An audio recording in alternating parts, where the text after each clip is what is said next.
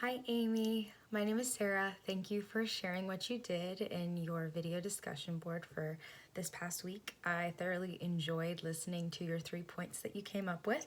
I was excited to share some similarities with you from my own post that I did. For instance, your first point that you made as to why counselors need theory, you talked about theory guiding the counseling process, but something that you mentioned that was a little bit different than mine, you really honed in on how theory helps both the client and the counselor. And I think that that's super neat. Sometimes when I think of theory, I'm thinking solely of helping the client, but in a sense, theory does help the counselor to help the client. So I really appreciated that you mentioned both, because both are important. Ultimately, as counselors in training, we want to help the client, but it's a two-way process. So I appreciated that you said that. Secondly, you said that theory complements therapy.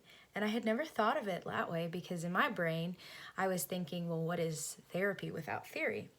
But you talked about the qualities of a counselor that we have to have whenever we're interacting in that counseling session, and theory, in a sense, is complementary to counseling. And I really love that you listed those qualities.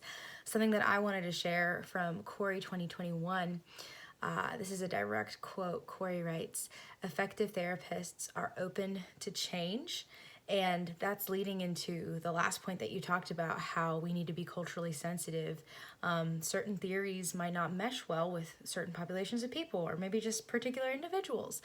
And I think that Corey's quote talking about how we should be open to change speaks volumes, especially in today's world where there's so much diversity. As counselors, we have to be flexible. And I love that you brought scripture into your post.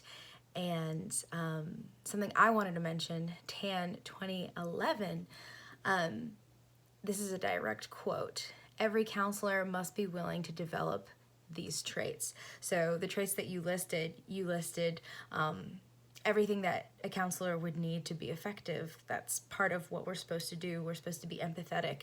We're supposed to be genuine, non-judgmental.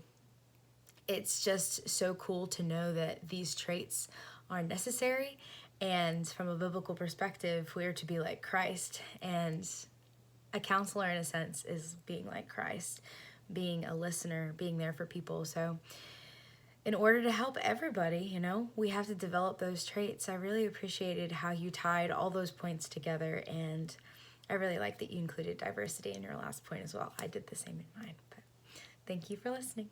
Have a good night.